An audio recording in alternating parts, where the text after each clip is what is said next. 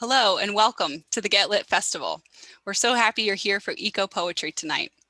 I'm Kate Peterson, Director of Get Lit Programs, a nonprofit housed within Eastern Washington University. Get Lit is a week-long celebration of literature traditionally held in Spokane, Washington. This year, all of our events are virtual and virtually all of them are free. To learn more about Get Lit, to find this year's schedule of events, or to donate, please click on the link below to visit our website, getlitfestival.org. Now I'd like to introduce Claire Walla, Get Lit's Assistant Coordinator. Thanks, Kate, and thank you all for being here for Ecopoetry. Joining us tonight are Derek Sheffield and Ellen Bass, two celebrated poets who will read from their latest poetry collections, which center on themes of environmental and social justice. Following the readings, Derek and Ellen will discuss their approaches to these important topics with Spokane poet Catherine Smith, who will be introducing our authors tonight. If you're watching live and you have questions for the poets, make sure to put them in the YouTube chat. Now I'll hand it back over to Kate, who will introduce Catherine. Thanks, Claire. Catherine Smith is a poet and a mixed media artist based in Spokane, Washington, who earned her MFA in creative writing from Eastern Washington University. She is the author of Self-Portrait with Cephalopod, winner of the 2019 Jake Adam York Prize, as well as the collection Book of Exodus and the chapbook Chosen Companions of the Goblin, winner of the 2018 Open Country Press Chapbook Contest. Her poems have appeared in Poetry Northwest, Bellingham Review, The Journal, Mid-American Review, Redivider, and elsewhere. Please welcome Kat. Thank you, Kate. Ellen Bass and Derek Sheffield are poets who invite us to see the world in the details of daily life, to turn our attention toward things that we might otherwise not pay attention to. The whirl of a sprinkler, for example, becomes, in one of Derek Sheffield's poems, a matter of light splashed and light scattered in all directions for anyone who happens to be watching. In choosing Sheffield's latest book, Not for Luck, for the Wheelbarrow Books Poetry Prize, National Book Award winner Mark Doty calls Sheffield a citizen of time and attentive to passages, growth, and change. Sheffield's naturalist's gaze does not shy away from the reek slap of rot from a carcass too far gone for ravens or gulls, as he says in the poem, What Will Keep Us? And he invites us to hike with him as we find our own place among the eaters and the eaten. Sheffield is a poet who knows the world is fleeting and all the more precious because of it. And this is a sensibility he shares with Ellen Bass. Bass looks past what's neat and white and lacy and digs into the shucked meat of love, the alley and broken glass of love, as she says in the poem, Marriage. There will be mayhem and there will be bliss, Bass says in another poem, and we find both in abundance throughout her latest collection, Indigo. These are poems of praise and loss, of illness and sheer delight. Bass's poems are sensual in that they engage all of our senses, and sensual in that, yes, they are sexy. In a culture that worships youth, Bass writes honestly and reverently of aging. She is a poet who knows the damage we do to the earth, to ourselves, to each other. Everything you do will cause harm, so I start forgiving myself now, she writes.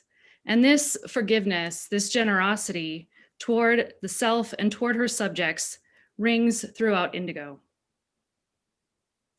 In addition to Not for Luck, Derek Sheffield is also the author of Through the Second Skin, which was a finalist for the Washington State Book Award, and is a co-editor of Dear America, Letters of Hope, Habitat, Defiance, and Democracy. Derek lives in Central Washington and is the poetry editor of Terrain.org. Ellen Bass's other books include the poetry collections Like a Beggar, The Human Line, and Mules of Love, and the nonfiction books The Courage to Heal, A Guide for Women Survivors of Child Sexual Abuse, and Free Your Mind, the book for gay, lesbian, and bisexual youth. A chancellor of the American Academy of Poets, Bass co-edited the first major anthology of women's poetry, No More Masks, and she founded workshops at Salinas Valley State Prison and the Santa Cruz, California jails. She teaches in the MFA program at Pacific University. Tonight, these two poets will offer us a reading in conversation, and it is my honor and delight to welcome Ellen Bass and Derek Sheffield. Well, thank you so much, Kat, for those beautiful introductions. I really, really appreciate that. Thank you. Well, Derek and I decided that we were going to do a kind of relay back and forth. I'm going to read a poem. I'm going to start us off. And then Derek's going to read a poem that in some way has an associative connection. And some of the connections may be more obvious than others, but it will keep it, interesting, I think, to just see how our two groups of poems will weave back and forth. We're not quite sure which poems we'll wind up reading. It will depend on the ones that get called up by whoever has just gone before us. So I'm going to start us off, and the poem that I'm going to read is Kiss. When Lynn saw the lizard floating in her mother-in-law's swimming pool, she jumped in. And when it wasn't breathing, its body limp as a baby drunk on milk, she laid it on her palm and pressed one fingertip to its silky breast with just about the force you need to test the ripeness of a peach, only quicker, a brisk little push with a bit of spring in it. Then she knelt dripping wet in her Doc Martens and camo t-shirt with the neck ripped out and bent her face to the lizard's face, her big plush lips to the small, stiff jaw that she'd pried apart with her opposable thumb. And she blew a tiny puff into the lizard's lungs. The sun glared against the turquoise water. What did it matter if she saved one lizard more or less in the world?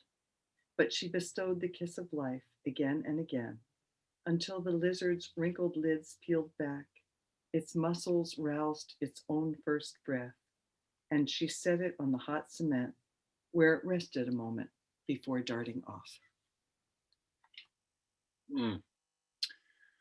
Oh, that made me smile a bit to hear you start out with that, because you know how much I admire that poem, and so thank you for beginning that way. Oh gosh, it's like a little pebble in the pond, that little kiss. The koi are in the pond with us. Yeah, and I've taught that. I'm teaching that poem every quarter now, and I've found that my students keep thinking that Lynn is a teenager like them, a young person like them, because the detail of the Doc Martens really comes out clearly. There is a line about she's at her mother-in-law's house, right? They don't see that as much. They're like Doc Martens, the camo kind of ripped away, and they're like, oh yeah, oh hey, okay.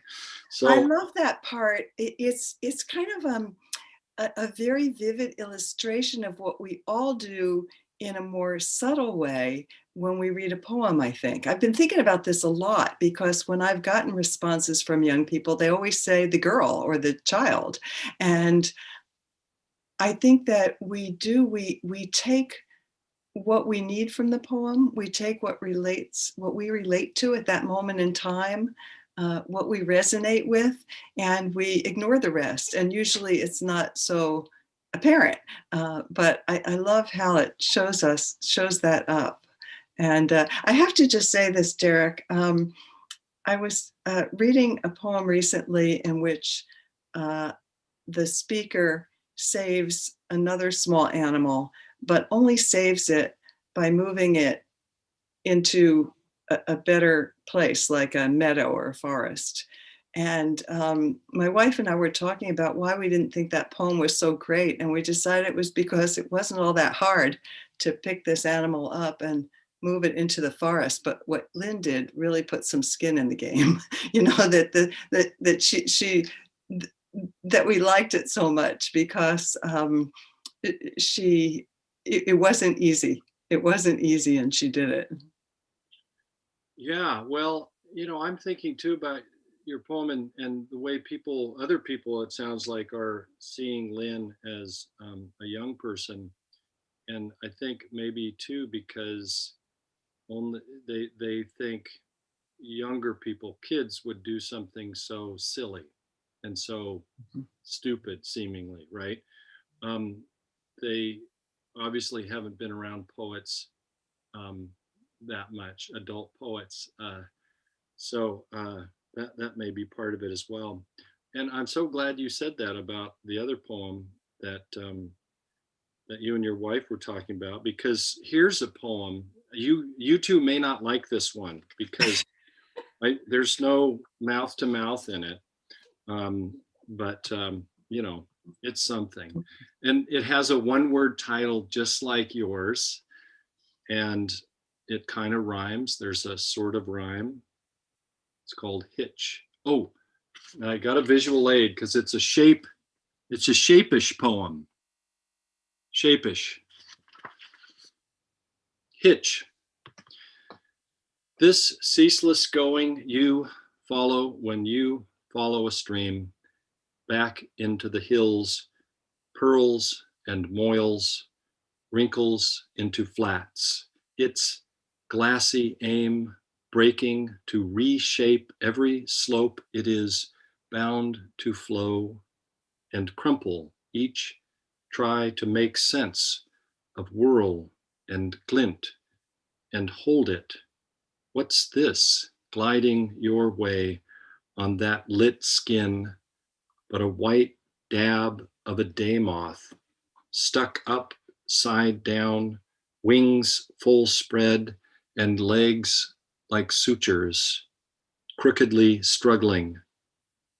And you, who have seen this many times, this time are grabbing for a stick to reach with and miss again and stumble jog to try once, no, twice more before you lift it, dripping into the air, even as you catch a glimpse of yourself in the streaming sheen, holding a bite-sized hitch in earth's weft. For you do not stop your dimpled twin from swiping it onto your finger and peering into the pin-pricked black of its globed eyes, which must see you multitudinously, the you who has killed and eaten and licked his greasy fingers, the you who has hurt others and borne grudges, and the you who will again, and this one who walks upstream to the tallest pine tree in sight to divert a little life, for once at least this one onto the bark where it crawls wing shivered into one of the many furrows, puzzling its way up past how many flakes and branches breaking, how many rays of light, and how many needles flaring all the way up to where a wisp of cloud in the whole blue sky floats. Oh, thank you, Derek. Wow, you had me on those legs like sutures, and I love the scope of that poem and the scale of it, and the sense of that we can't. Well, maybe I shouldn't say it that way. All the harm that we do, and yet sometimes not. It's really a deep and moving poem to me. Thank you so much. Well, thank you. See, everybody, this is why I asked Ellen to do this poetry relay, so she would, have to say nice things about my poems. But yeah, no, I know what you mean about seeing the full, Yeah, the full spectrum of human behavior Yes. as an individual and as a species. I think that takes us back to cats. Beautiful introduction. Well, that gives me a good segue to this poem that I'm going to read, which is called Flies.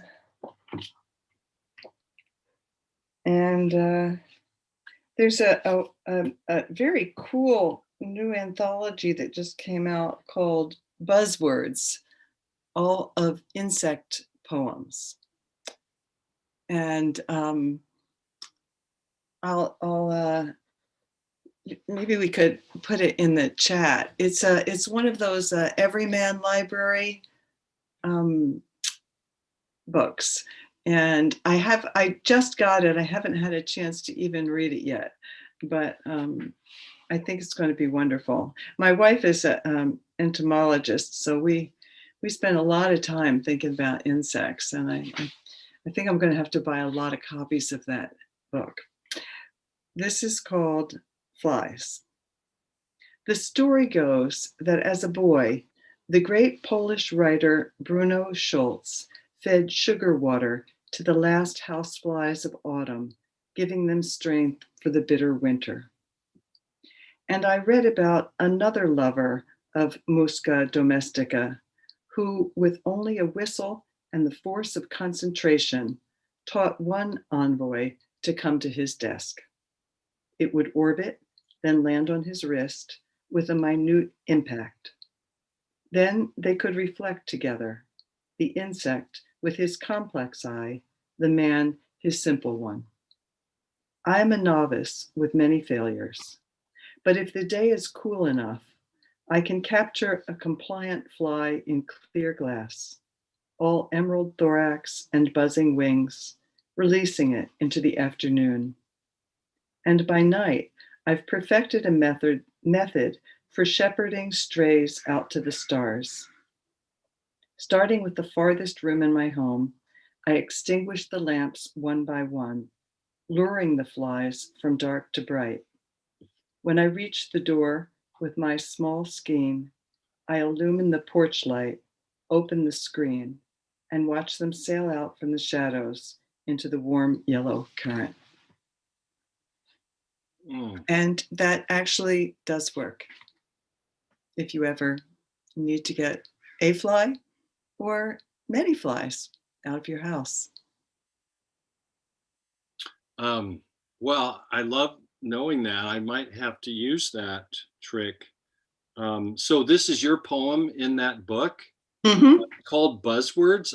I'm so glad to know of this book. It's right up my arroyo, and I know that series mostly from a book that Cecily Parks edited. That was a whole book of poems speaking to meadows and grassy places, and it's just beautiful. Yeah, like meadows and prairies. And so I have a poem that I could read that so dovetails is not the right word, that fly wings off that your poem, but it's not that good. It didn't make it into the book. It's not done yet. I'll just tell you a little bit about it. The poem was born one night when I realized that my fruit fly traps that I had set out in our bathroom, of all places, we had all these fruit flies whirling around. We had a major fruit fly problem, and I wasn't getting that many. You know how you put some vinegar and put the plastic wrap over and poke little holes in it, right? So we weren't getting any that many fruit flies. And so I was like, what's wrong with my trap here? And my daughter, who's standing there brushing her teeth, and she's about 6 years old, and she says, Daddy, I have to tell you something. Are you going to be mad? No, I'm not going to be mad. I've been letting them go. Oh gosh. And so that's in that. I hope to finish that. I hope to get that poem right someday. It isn't right yet. Here's another one though, for your flies. Darwin's eyes. He kept seeing himself, a swallow peeking from its nest, moss, the crawl of a wasp across his study window.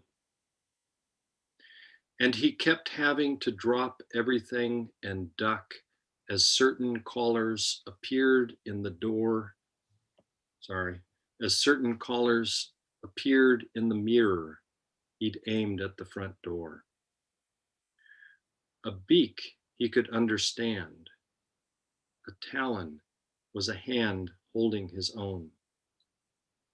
It was the eye with its vicious complexity that stabbed at him, lightning bolts of doubt. A cyclopean stare, 10 years his origin stewing in a stack of notes. And the eye, perhaps, why he went back, after all was said and begun, to the worms, spending his last years watching them as his fingers wriggled over piano keys, exploring up the scales and down, concerto and dirge, his first passion and his final, those tender needles with their dark impulse to feel all around them our earth. Oh, it's such a wonderful poem. Thank you so much.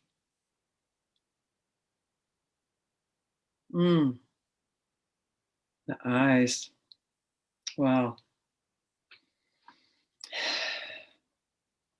Well, I think since you ended with earth, that I'm going to go to this poem about roots. It's called God of Roots. Meanwhile, the heat and light of a flaming star rush 93 million miles to reach us. Baby girls are born with their 400,000 egg cells already formed. Otters keep grooming their guard hair, whirling the water, working air into the deep underfur. Beluga whales swim along the Earth's magnetic field. Chicks pip a circle of holes counterclockwise around the blunt end of their eggs, pressing with their feet and heaving with their shoulders. Larvae eat their way through the soft mesophyll of oak leaves, leaving a trail of dark feces in their wake. Tart juice swells within the rinds of lemons, and under the earth, the god of roots goes on painting the lustrous fringe with a brush so delicate, only one sable hair, as though there were all the time in the world. Dang. I think that image does more work than the term mycorrhizae. Thank you for that, Ellen. Baby girls and eggs. And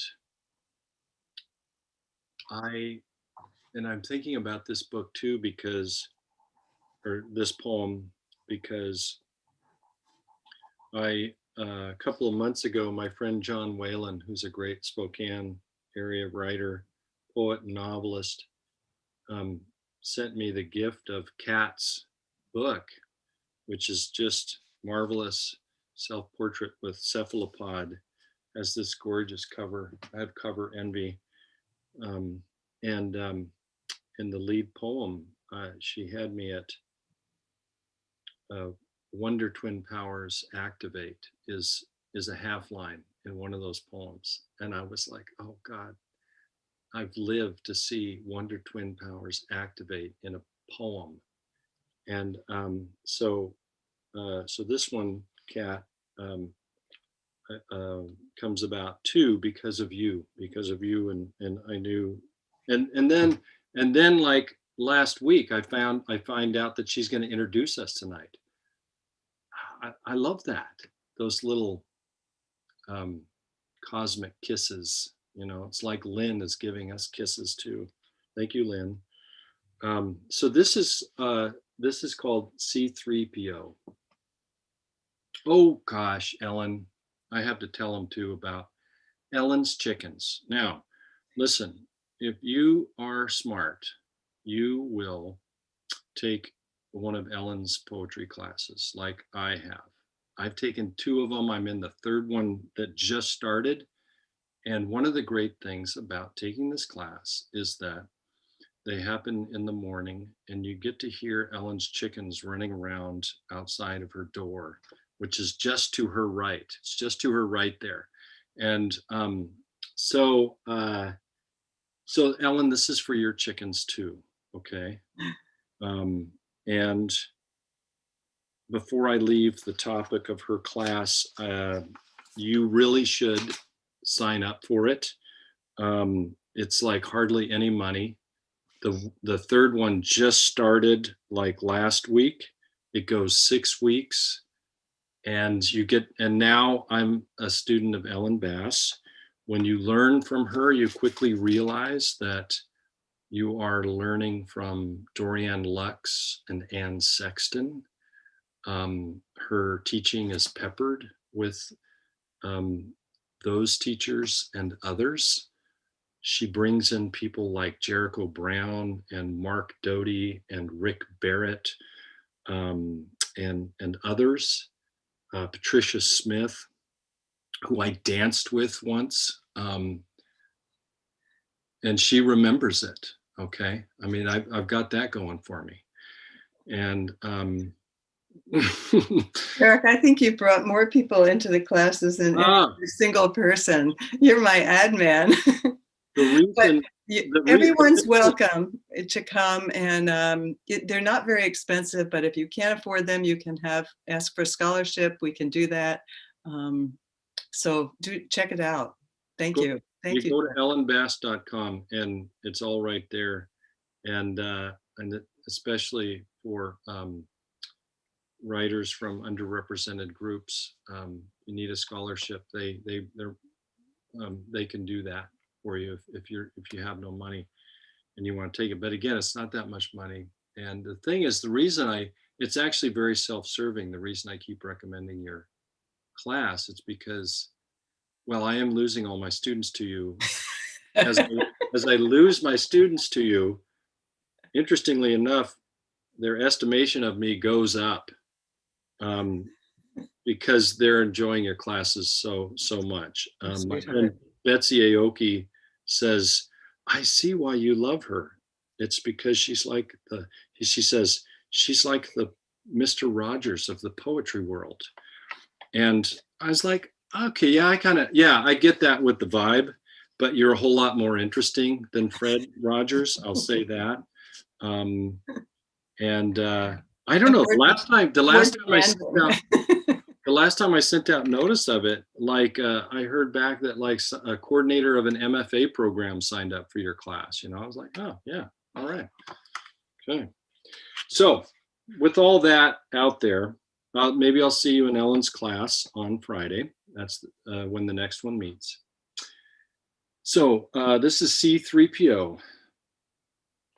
The coop's door swings open, and where we reach our hands, not eggs, but a sun-colored, unmoving bulk of chicken. She's asleep or mid-lay, the way she looks with her shut eye and tucked neck, but is to our pokes stiff as molded plastic. A year ago, we'd learned the right heat to keep the 5 balls of fluff and cheap, and as they grew beyond our palms, what they could and couldn't eat. Now one daughter cries, turns away, and the other keeps petting dead feathers. They can be drained by a single bite, says a neighbor, but no sign of weasels, and I say nothing of such teeth. Just as last winter, when I swept fresh snow over spatters of blood, then helped my girls hang flyers until we agreed our cat had found a new home. We bury the chicken beside the garden, each offering a sprinkle of pine shavings before the shovels of dirt eclipse her bright feathers. We close our eyes and bow our heads and say we loved her, and we look up. And as we look up, we see the others sprinting toward us in their funny, wobbling way. They want to say goodbye, we say. Darth, Leia, Chewie, and Rey tilting their heads toward us and back to the ground, making their tentative crows and lingering coos. As one, they begin stepping forward to scratch back the loose soil over their fellow, aiming repeated pecks by swivels of their meticulous oil drop eyes. Let this be goodbye to the chicken, but let these daughters stay in their belief she loved us too a little longer, and not notice the machinery of those clock hand necks. Mm.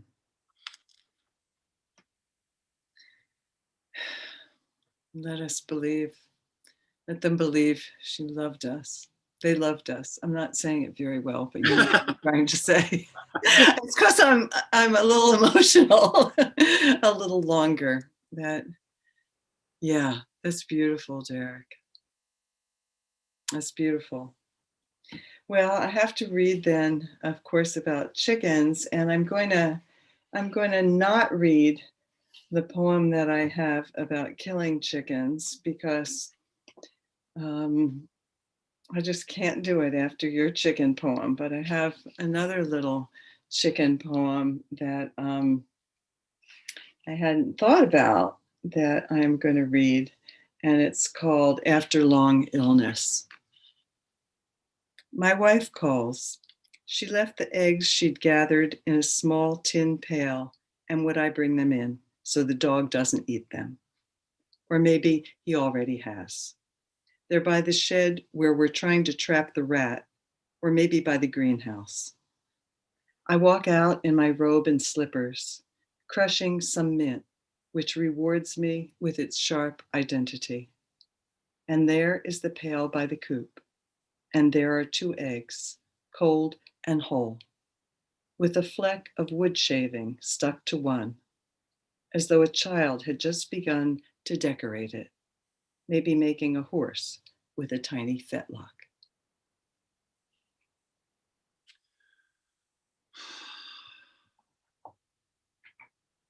This is what I love about poetry. I think the phrase from R.P. Blackmer is how poetry can expand the stock of available reality, and I think it can deepen the available reality that we have too.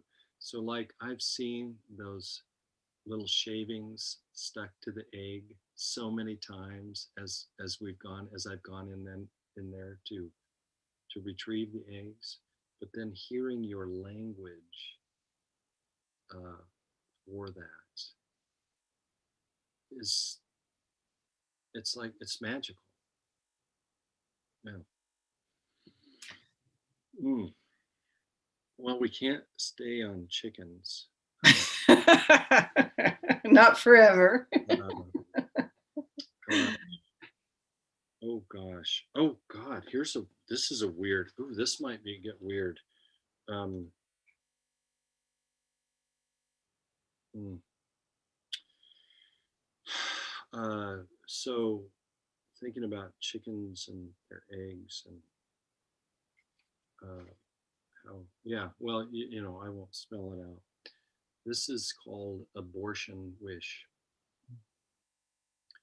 Wherever you are, whomever, I would you were never begun, half brother, not for anything you did, but for how she was done when you began.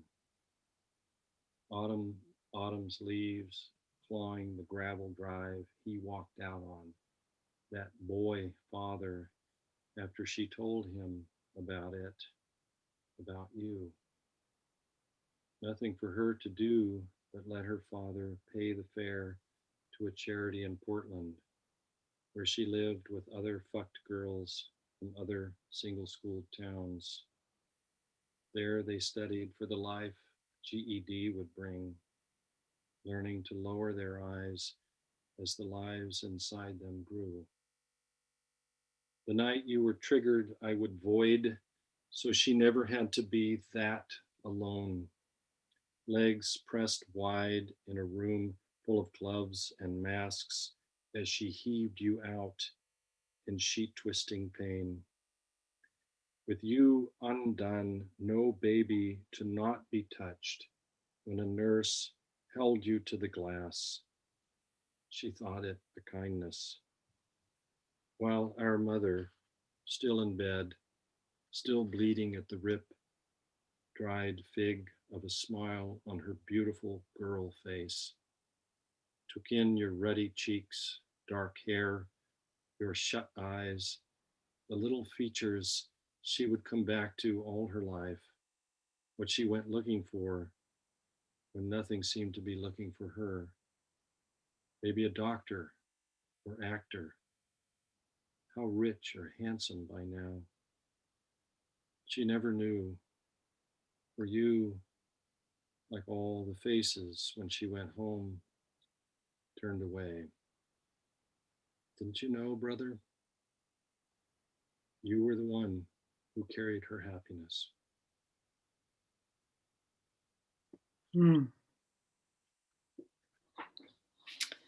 Thank you.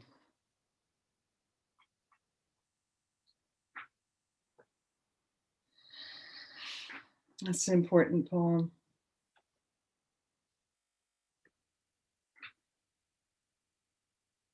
Thank you, Derek.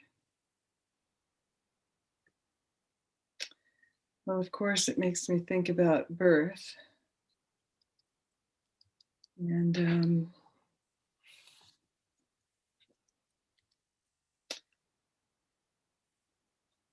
so I think I have just sort of deciding between two birth poems. I think I will go with this one. Now we're getting to lots of poems that weren't on my list that I thought I had prepared so well.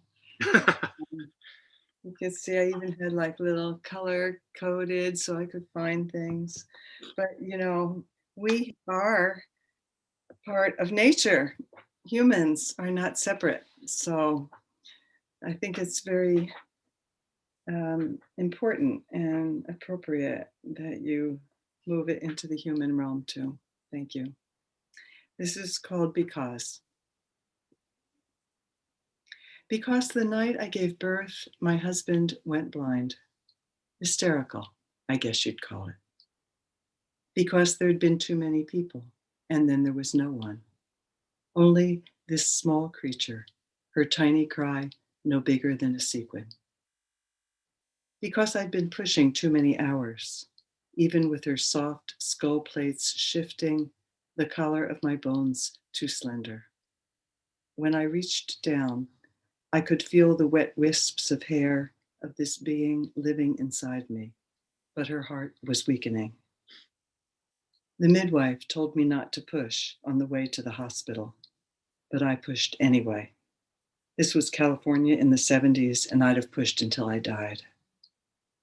The doctor asked for permission to cut my perineum, so polite, as though he were requesting the pleasure of the next dance.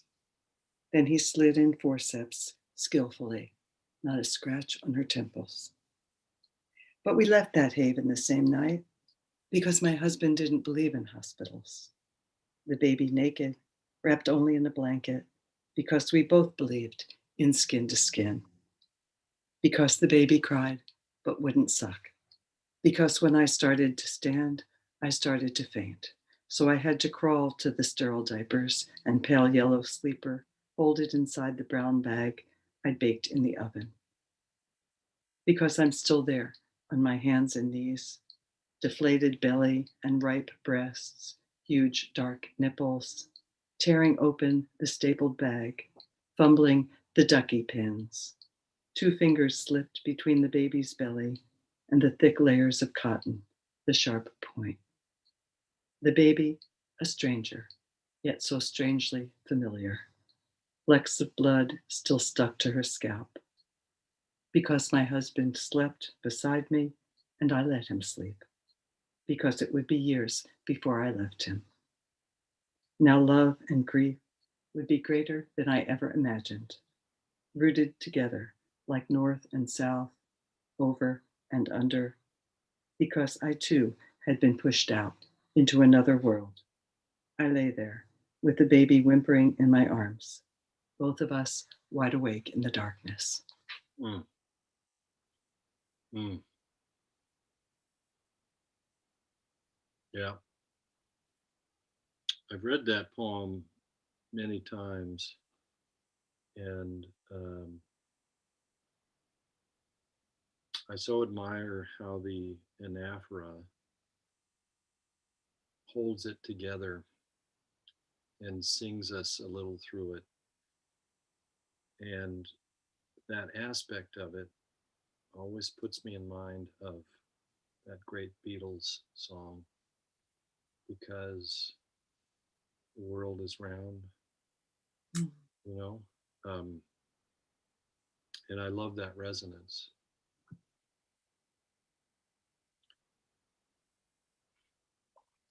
So this is one of those poems where the title runs into the poem. She gathers rocks wherever she goes, make that sticks, no leaves, which is to say, heads of flowers and hips. More river than daughter, her arms fill with treasures of every trail. Hold this, she says, to make us her buckets, her pockets already clack and bristle full. It goes fast, they say, and it was going as they said it. Or it's gone into us, counting to 5, 5 times a day, saying, time for bed, time to wake, time to leave. And it's gone into her, quickening eyes and stride that have left us among all the things she once believed she couldn't leave behind.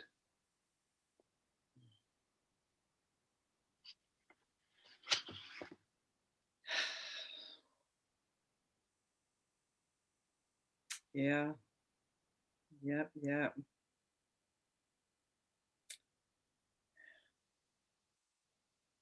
Time. My son's just became a father 2 months ago.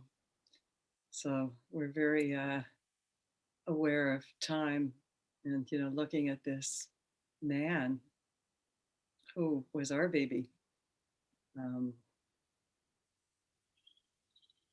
It's almost better seeing him be a father than seeing the baby.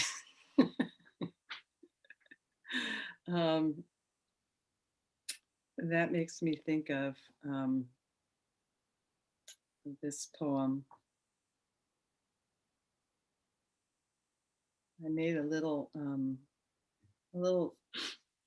color-coded chart for myself. I never color-coded anything in my entire life until I started teaching these craft talks, when I had to keep track of so many things. And now, like, I'm a color coder. But of course I can't remember what the colors meant. So I look and I go, oh, that's the aqua color, but what book is that in? Okay, here we go. The big picture. I try to look at the big picture. The sun, ardent tongue, licking us like a mother besotted with her new cub, will wear itself out. Everything is transitory. Think of the meteor that annihilated the dinosaurs. And before that, the volcanoes of the Permian period. All those burnt ferns and reptiles, sharks and bony fish. That was extinction on a scale that makes our losses look like a bad day at the slots. And perhaps we're slated to ascend to some kind of intelligence that doesn't need bodies or clean water or even air. But I can't shake my longing for the last 600 Iberian lynx with their tufted ears, Brazilian guitarfish, the 4% of them still cruising the seafloor, eyes staring straight up, and all the newborn marsupials, red kangaroos, joeys the size of honeybees, steelhead trout, river dolphins, so many species of frogs breathing through their damp, permeable membranes. Today on the bus, a woman in a sweater the exact shade of cardinals, and her cardinal-colored bra strap exposed on her pale shoulder makes me ache for those bright flashes in the snow. And polar bears, the cream and amber of their fur, the long hollow hairs through which sun slips, swallowed into their dark skin. When I get home, my son has a headache, and though he's almost grown, asks me to sing him a song. We lie together on the lumpy couch, and I warble out the old show tunes. Night and day, they can't take that away from me. A cheap silver chain shimmers across his throat, rising and falling with his pulse. There never was anything else, only these excruciatingly insignificant creatures we love. Hmm. Hmm. What's that called again? The big picture. The big picture. Which book is that? It's in the human line. Oh, okay. One, yeah.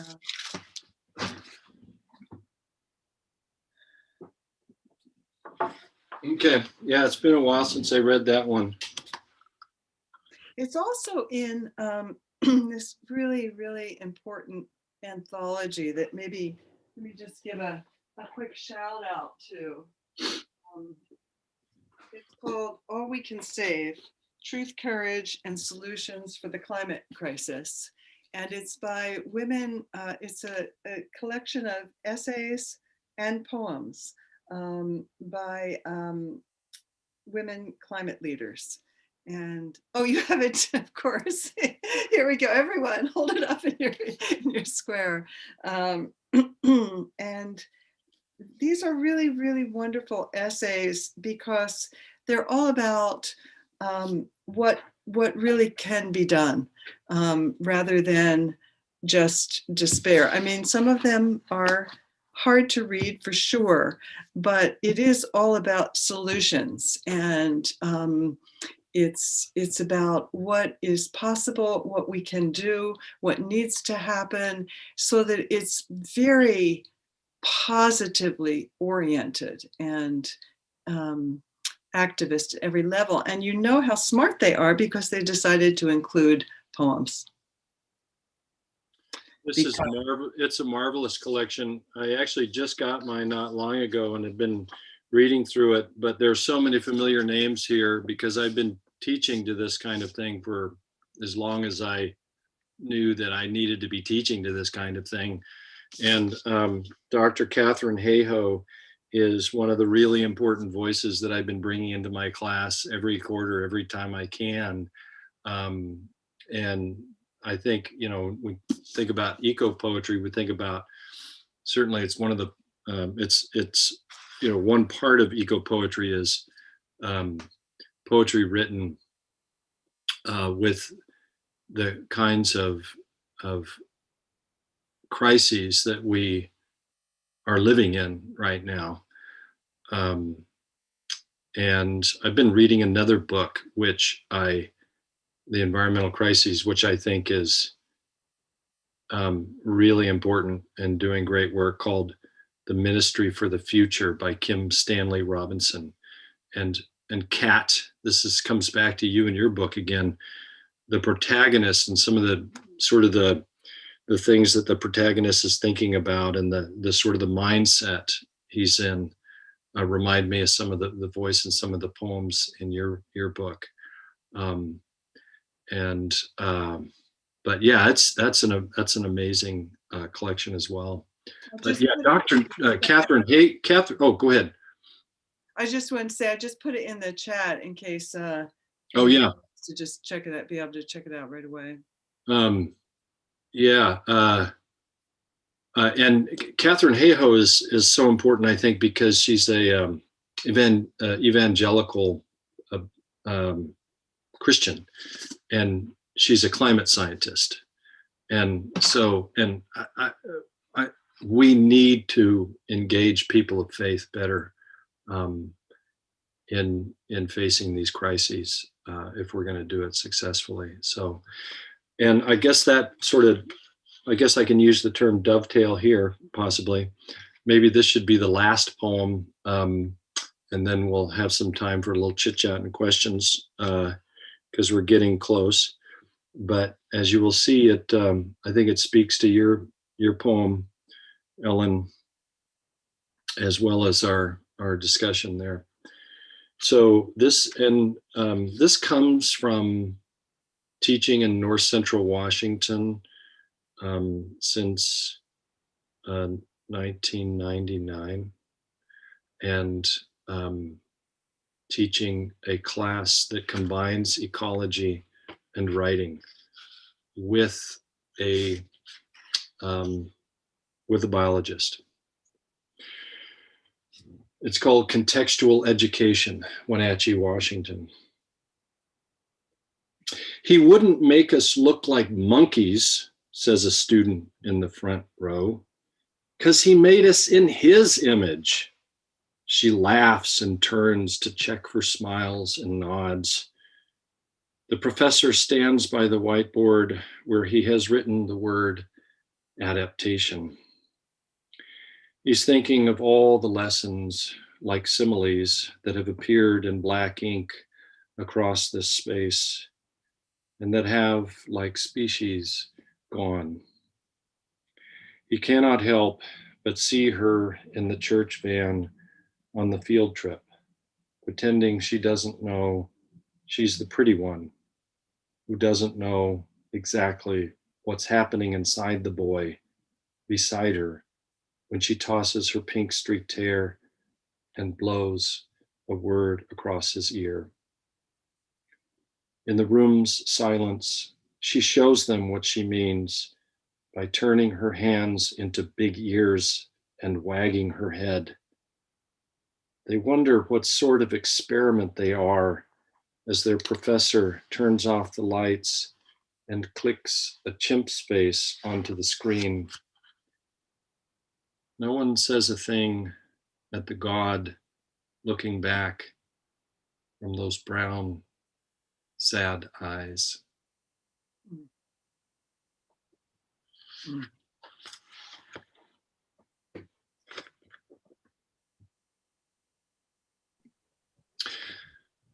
Thank you both so much. We'll give a little collective applause here in our virtual way. Yeah, that was great. I love hearing the conversations that happen between poets as you're reading. It like gives us an insight into this world that we otherwise don't know exists. So thank you. I'm going to start us off on the Q&A with a question from our chat because I think it's just a really good question. So this is a question from Ryan. And Ryan says, you both started with poems that focus on small acts of care directed towards small creatures, breathing life back into a lizard, diverting a day moth out of harm's way. These actions don't try to save the broken world all at once. Could you tell us about why you started this reading on ecopoetry with these images? Do focused acts of care and attention capture something essential about the relationship between poetry and creating change in the world? Little softball to start you off. That question is almost an answer. Such a beautiful question. Wow. Do you want to start, Derek, or should I? What do you? You know, Ellen, you've already started, and so I think So you just should, stop starting all the you should you should keep going. I'm your student. Oh, Remember? oh, I thought you were going to say you already started. It's my turn. Teach us.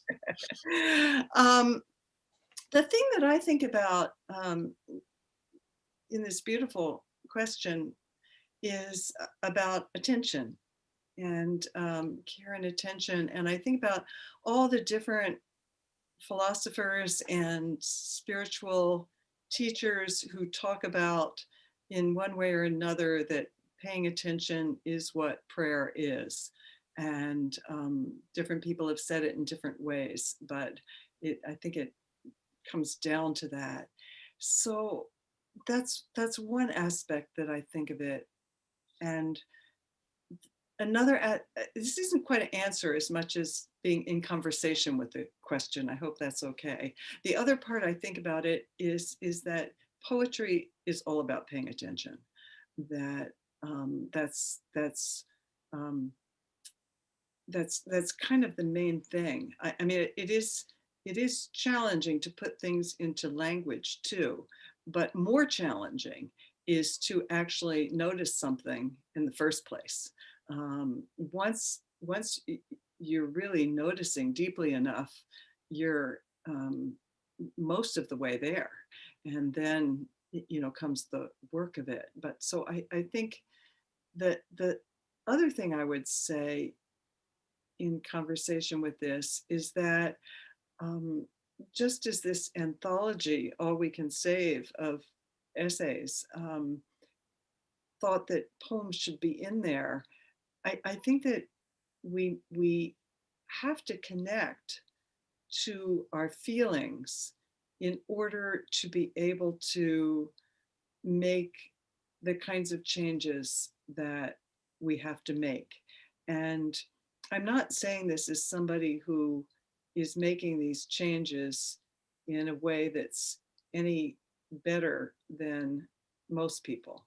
I think I'm maybe average, or maybe less than average. But I think that the more we really feel about what is happening in our world, the more that we pay attention to it, the more that we let ourselves feel the impact of the crisis that we're in, that we will be more motivated to be creative, to make these changes, to be activists, even in small ways that are accessible to us. I think if we don't have this kind of feeling aspect,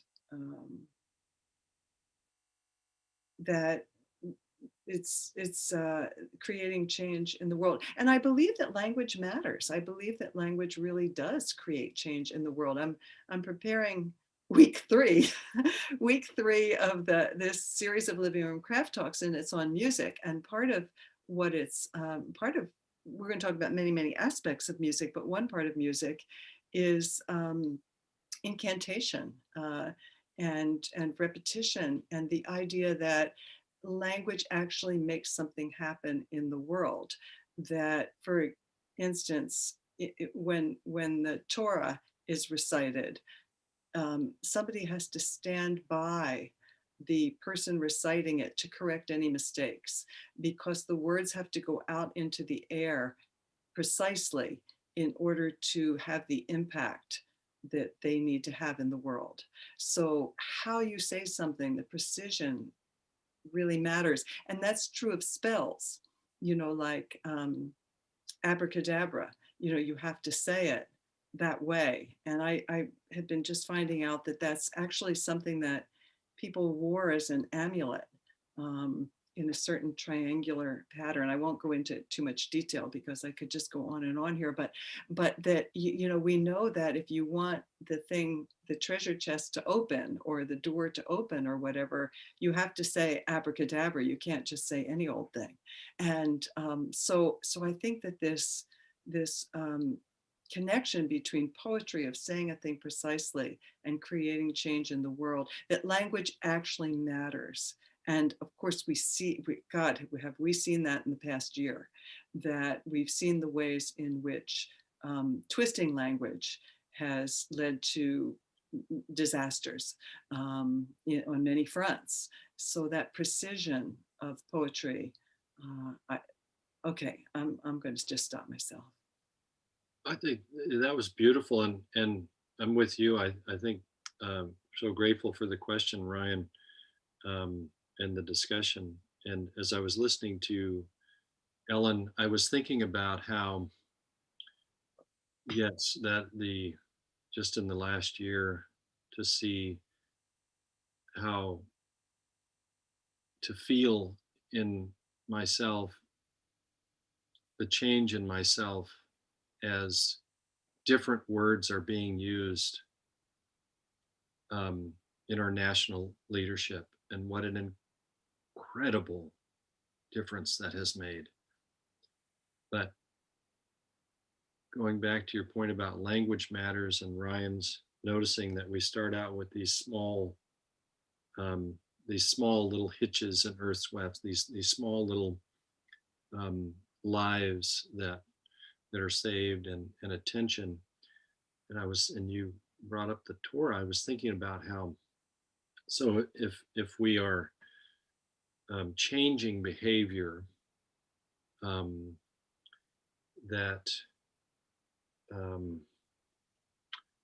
you know, that the language of it matters. I mean, before the Nazis started killing Jews with gas and bullets, they were killing them with words first.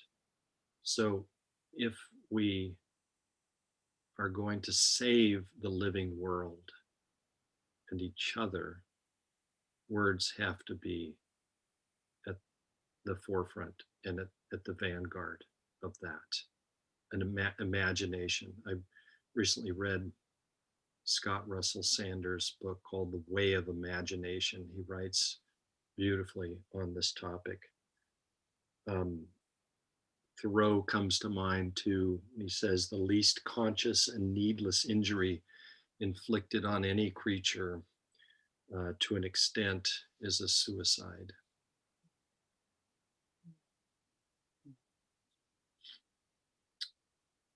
So that's what I would say about that. I think another question flew in here. Oh, Jeff. Yeah. Jeff wanted to know what inspired the Shapish layout of your poem, Derek, the poem Hitch that you read. And I'm sure Shapish is a technical term. So if you want to elaborate on that. And also I would just extend that question to Ellen too, if you have any notes on form or how you decide kind of what shape you feel like a poem wants to take. Feel free to chime in too. Yeah, Jeff, thanks for the question. It's kind of a mystery to me because it's all about the process. I have noticed that I have a few, and yeah, Shapish is a term. You will find it in the S section of the Princeton Encyclopedia of Poetics. And yeah, it's, you know, it just sort of went that way in the making, in the process, and I didn't plan it to be Shapish. And I don't know, sometimes I don't know, I just feel, you know, it's part of the poem, it's part of language, I guess, trying to be the thing as much as it can. And sometimes it happens and sometimes it doesn't, and I don't know why that is. I've got a few that have happened like that. There's another one in Through the Second Skin that is that's a Shapish poem too. I remember, yeah, this one here, Delicious Apocalypse. It's actually at the center of the poem is a mushroom burger. But you know, if you think about apocalypse, you might think of some other things. But yeah, I don't know. It's a mystery to me. Ellen, I remember we were talking about some long lines and short lines in your class. What do you think? I'm trying to remember if you've got any technically Shapish poems. Mine aren't too Shapish, and I find I have my learning trajectory of how to make lines and what would be the best way to make each line, how long, how short, where it should end, where it should begin, I was such a slow learner. And not that I have it all down now, but even getting a handle on it was so difficult for me. And it just seemed like it should be not so hard. But I think that I had to really learn to listen to the poem and to each word more with more attention than I really had known how to listen. And that took me a long time. Again, every poem, I wish that the things that I learn in one poem could be applied more readily to the next poem. But I find sometimes I'll write a poem, this is a little off the subject, but I'll write a poem and it goes pretty well. And I think, well, that went really pretty well. I ought to be able to do that again. Something similar to that, maybe a different topic, or maybe just approaching it a little bit differently. And each one is just its own baby. And I just have to kind of start from the bottom up each time. The one thing that I find myself doing more recently is writing poems with a bit longer line and 2-line stanzas. So there's just more breathing room. And I really got on that through reading Marie Howe's poems, in which she has an awful lot of breathing room. And I just copied it. I mean, that's how we learn everything, is we read the poems we admire and we try and look at their strategies, and then we try and imitate those strategies and see what we can learn from them and how we can add that to our own toolbox. And so quite a few poems in my last book have these 2-line, longer line stanzas. And I found that was working for me very well in a lot of poems, although a lot of my poems are just one stanza, and they just look pretty in terms of their shape, they look pretty regular.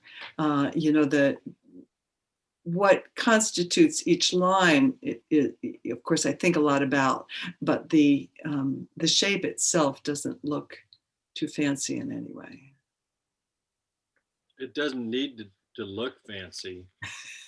I mean, it is fancy.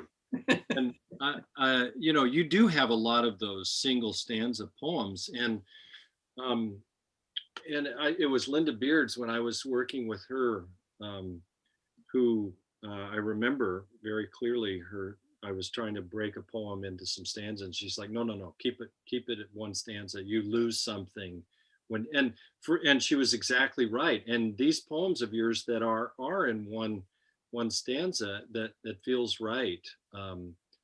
But then for these other ones, that have that breathing space and make the white space more, the silence is more part of the poem, is speaking more clearly in the poem.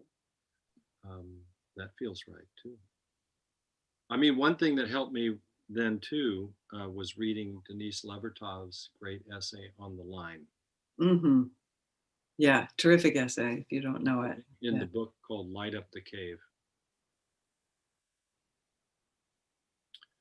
Yeah. Thank you both. Thank you for those answers.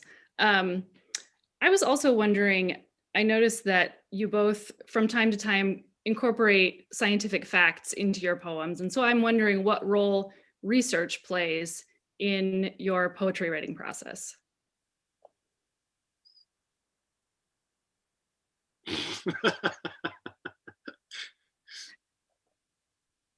I love that part. I just love that part of looking things up. And I'm old enough that when I was writing poetry way back, you had to go to the library. And so I would be always going to the library and bringing back books. But now you can just dive in so deep, just right there on your little laptop, and start learning more and more and more about things. And I love it. And some of it comes into the poem directly. Some of it I may spend some hours learning about something that it goes into the poem and then comes right back out again the next day. But I think two things are very, very positive for me. One is what actually stays in the poem that I find out about. And I think even the things that I wind up throwing out have a couple of benefits. One is that Elie Wiesel said that if you write a 500-page book and then you take 300 pages out of it, that those pages still exist in the 200-page book in a way that they wouldn't otherwise. So I think that there is a flavor that stays in, even if not a single word or idea would be recognizable to anybody except me. The other thing is, I think that it gives my unconscious a chance to work. So I'm consciously maybe trying to find out about, what kinds of flowers grizzly bears eat or don't eat. And while I'm doing that, my conscious mind is very occupied, and that frees up my unconscious mind to do its work. And I'm not using unconscious in a technical way. I mean, sort of the part of our mind that is less conscious, whatever part you want to call that. That's the smartest part. That's the part that can write the poems the best. And so you're always trying to do things that give you access to that part of your mind that knows way more than you do. And so while I'm doing research, it's sort of like if you gave a child some toys to play with while the grown-ups talked. So the research is like the toys, and the conscious mind is like the child. And then the unconscious, the grown-ups, can be thinking about things, and then they'll just kind of get to cook in there and be available to me when I start writing more. I just love that part of writing poetry. Yeah, it's I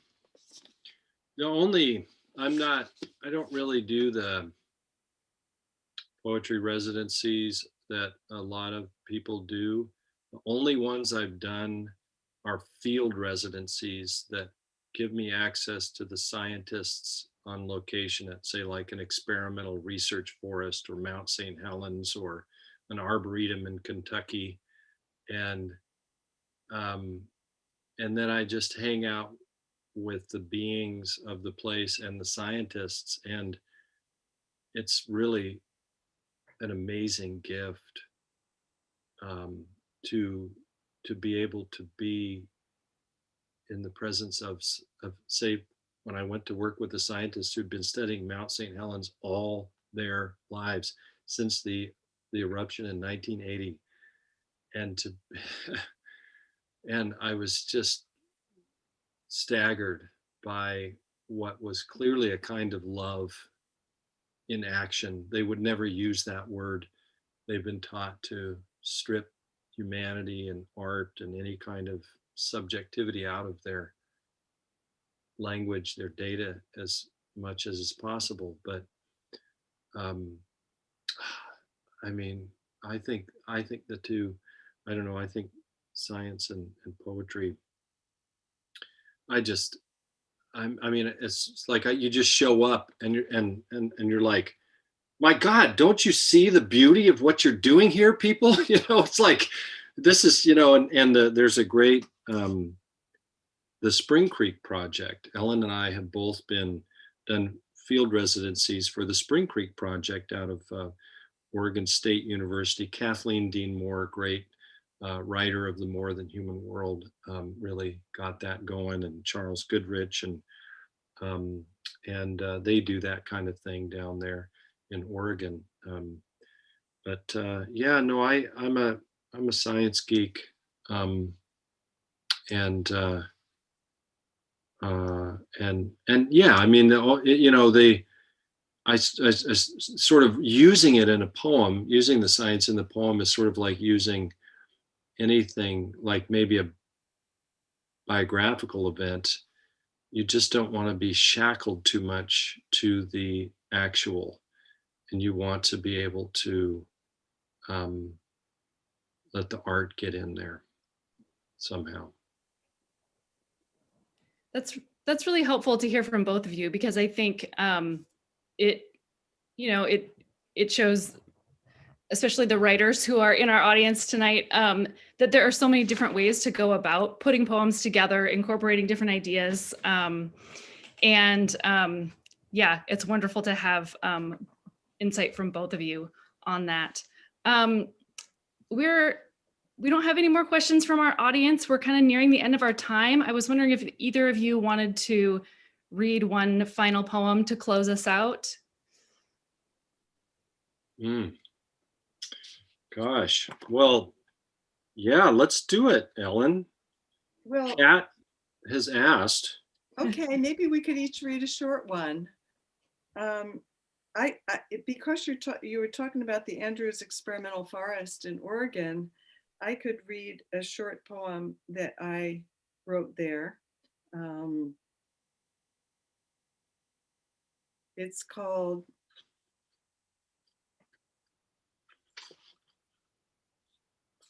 Fungus on Fallen Alder at Lookout Creek.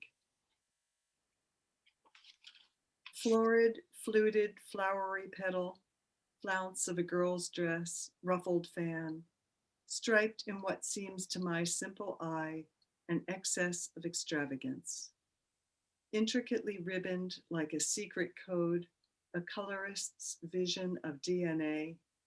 At the outermost edge, a scallop of ivory, then a tweedy russet, then mouse gray, a crescent of celadon velvet, a streak of sleek seal brown, a dark arc of copper, then butter, then celadon again, again butter, again copper, and on into the center, striped thinner and thinner to the green, green moss furry heart. How can this be necessary? Yet it grows and is making more of itself. Dozens and dozens of tiny starts, stars no bigger than a baby's thumbnail, all of them sucking one young dead tree on a gravel bank that will be washed away in the next flooding winter. But isn't the air here cool and wet and almost unbearably sweet?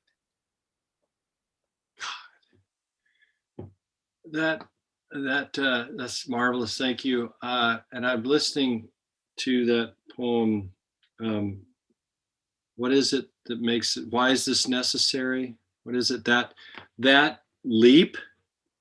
And that's the other that in this class we were talking about. So like in your class, and we started talking about it, I think, with Rick Barrett in the last class. What's a leap? What's a turn? What's an L turn? And like, oh my God.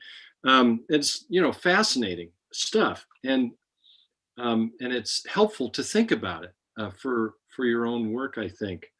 But there's that one that says, you know, how is this necessary? And then there's a kind of another little movement in that, but isn't the air here so sweet? Oh God.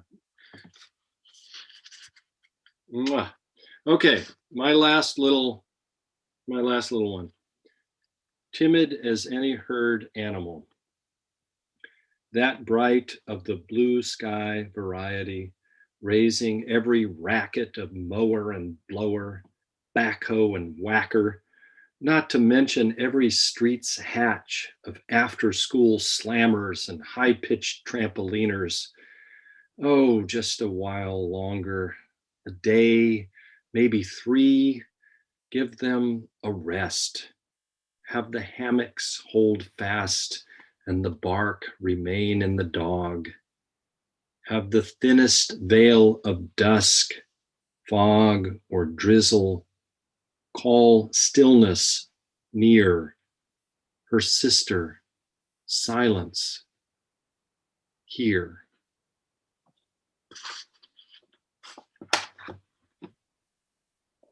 Thank you both so much. It's a perfect poem to end on. Jazz hands, jazz hands. Thank you. I'm going to turn things back over to Kate. Thank you both so much for chatting with me. Thanks, Kat. Thank you so much. Yes, thank you, Kat, for helping us with those wonderful introductions and for helping to facilitate our Q&A today. Special thank you to Derek and Ellen for being here with us tonight. It was wonderful how you were engaging with each other's work. I thought that was just a great way to do a reading, so thank you so much for that. Special thanks for Derek for bringing Ellen here with us tonight. Selfishly, I just want to say how wonderful it is to have Ellen here.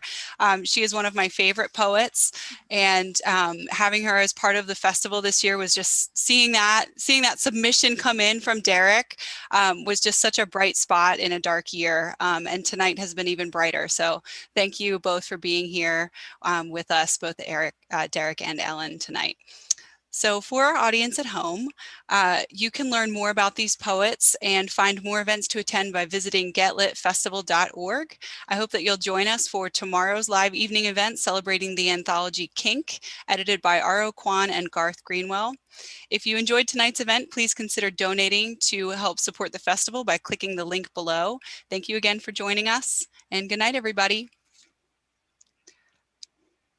Night all. Night, everybody.